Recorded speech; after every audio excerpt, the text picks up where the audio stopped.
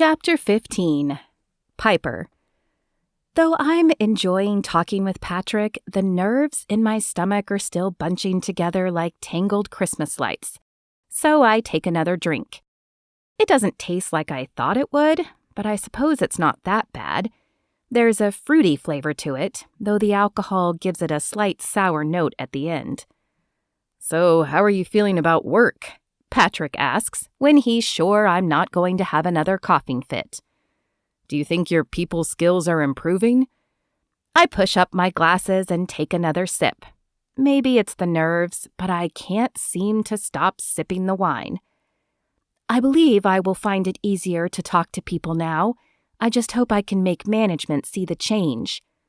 I'm sure you can. I smile and take another sip. The food arrives. Are you hoping to stay with the company long term? Patrick asks, as he takes a bite of his food. I'd like to open my own company one day, but that's a lofty dream at this point, so climbing the ladder at the present company seems like a good step. I continue to prattle on about my plans, taking a sip every time my throat grows dry. Suddenly, the room begins to go out of focus. I blink, and it rights itself momentarily, only to grow fuzzy once more.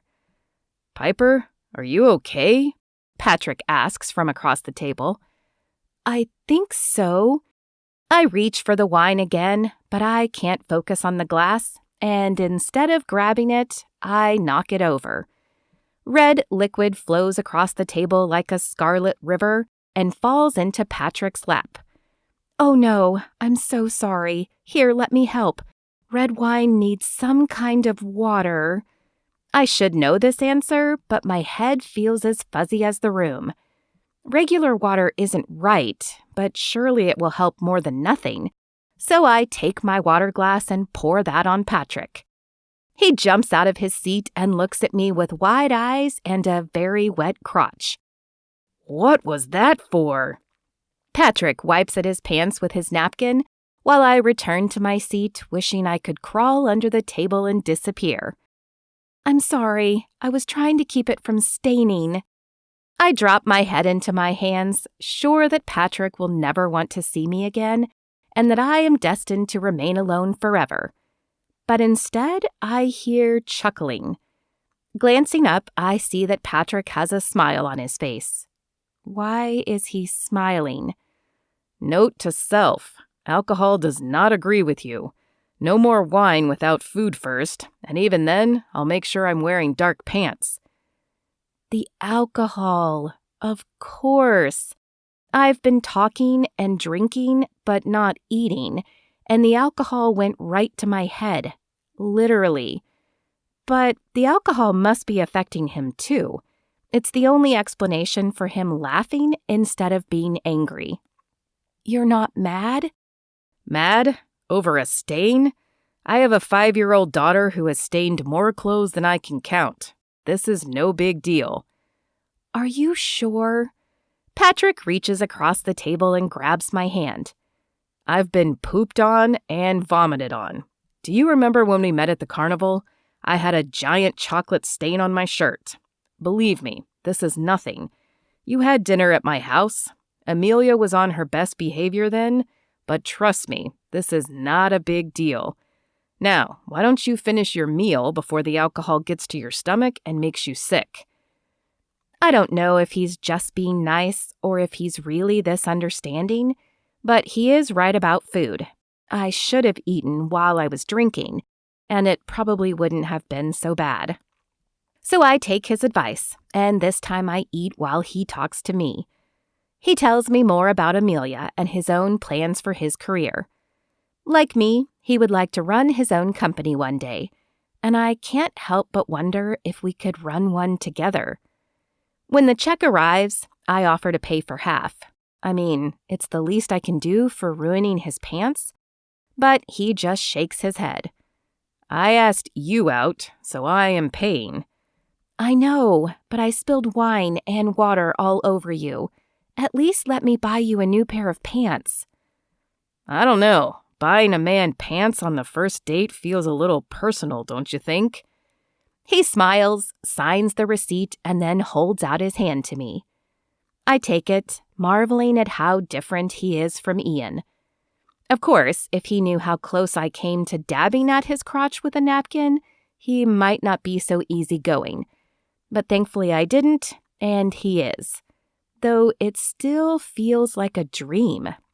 Like I'm going to wake up and realize I ruined the whole night and Patrick will never want to see me again. So about that second date, he asks when we step outside. The cool air washes over me, and before I can really think it through, I find myself agreeing. Good, he says with a smile as he opens the car door for me. Amelia wants to do something fun this weekend, so how do you feel about a park date? What exactly does one do at a park date? I ask. Oh, whatever we feel like. Generally, I pack a little lunch for Amelia and me. She wears herself out on the playground with all the other kids while I read or work. Sometimes we add in a little walk. Do you think we could listen while she plays? Listen? To what? Music? Well, there is a lecture that I've been wanting to listen to. It was one I planned to see with Ian, who I know would have enjoyed it. Patrick's face wrinkles. Ooh, maybe not a lecture. My shoulders fall. I knew Patrick was too good to be true. He's great when it's things he can choose, but he'd never like the stuff I like. It doesn't have to be a lecture. It could be something else. He places a hand on my arm.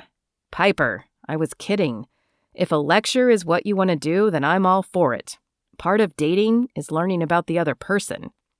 Maybe that's why Ian and I didn't work out. There was no learning about each other, because there hadn't really been a need. We liked the same things, at least until he decided he wanted something different.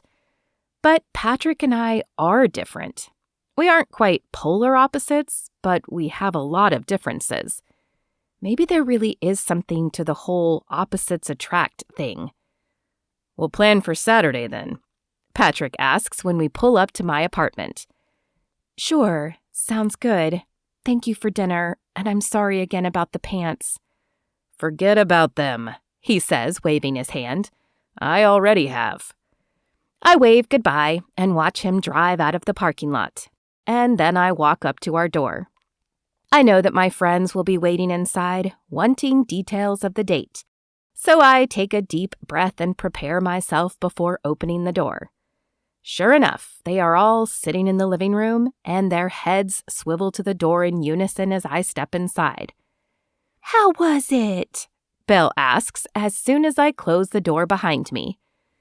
Give her a second to get situated, Hannah says. She smiles and pats the open couch beside her. There's a spot right here for you.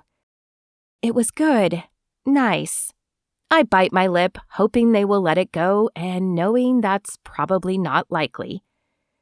Good? Nice? Is that all you've got? Belle bounces in her seat, the impatience evident in both her face and her voice. Most of it was good, but there was one awful part. I don't think he's ever going to want to see me again. I plop onto the sofa next to Hannah and drop my head onto my hands. Oh no, what happened? Katie asks, just as Charlie adds, I'm sure it's not as bad as you think. It's bad, believe me.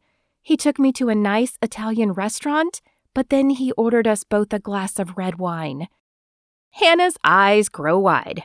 You drank wine? But you've never had alcohol before, have you? No, I haven't. What happened? Belle asks. I shake my head, wishing I could wipe the embarrassing night out of my memory. Everything was going fine for a while. He told me about his daughter. I told him about my plans for the future. The food arrived, and then halfway through the meal, I knocked my glass of red wine over.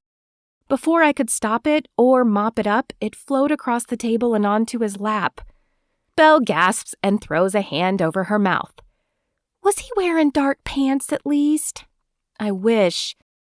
They were tan, and figuring they would stain badly, I wanted to try and minimize the damage. Did you have soda water? Belle asks. I press my lips together and shake my head miserably. I couldn't remember what you put on stains because I was freaking out and the alcohol was clouding my brain, so I simply took my water and poured it on his lap, hoping to disperse the stain. Charlie, Katie, and Hannah all gasp, this time with Belle. You poured your water on his lap? Katie asks. I did, and I almost grabbed my napkin and tried to wipe it up.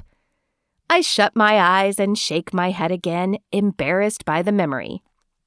What did he do? Hannah asks. I open my eyes and meet her sympathetic gaze. He told me it was no big deal, but he can't mean it. Did he say anything on the way home? Katie asks. He asked me to go on a park date with him and his daughter on Saturday. Charlie snorts. Maybe he doesn't date much and he's desperate. Katie shoots her a glare. Or maybe he has dated and realized how hard it is, and even though this date had some challenges, it was better than his others. Remember those guys you met at the speed dating event? Dating lately is a lot like that. How would you know? Charlie shoots back. You have Derek. Yeah, who I almost killed on one of our outings. A wet crotch is nothing compared to a trip to the emergency room. Hannah places a hand on my shoulder. Katie is right. Maybe Patrick really did have a nice time, even with the wine incident. It's possible he was being honest with you. I look from Hannah to Katie, Charlie, and Belle. Is it possible? Could he have been telling the truth? They all have more experience than me when it comes to dating. Well, except for Charlie. She dated a little in college and then turned all her focus to personal training and bulking up. Do you really think so? I mean, I want to see him again, but after Ian? Forget about Ian, Katie says. He was a jerk, and not all guys are like that. I think you should give Patrick the benefit of the doubt until he gives you a reason not to. The other girls all nod in agreement. Okay, I'll trust you guys. It's not like guys are knocking down the door anyway. For any of us, Hannah says, and I realize she's right. Katie and Belle are dating currently, but it wasn't like they turned away a ton of suitors to find those guys, and Charlie and Hannah aren't seeing anyone. As bad as my date went, it was a date, and he said he wanted to do it again. You're right. I'm sorry. I shouldn't be complaining. Well, you did throw water on your date, Charlie says with a smile. I think you can complain a bit.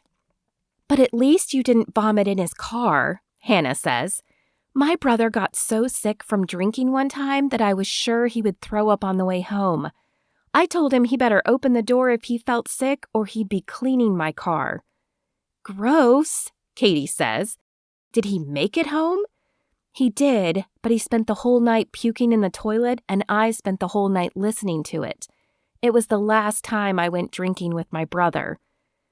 Hannah's brother is not a little guy, so I can't imagine how much alcohol he must have had. But I do take solace that my date did not end like that.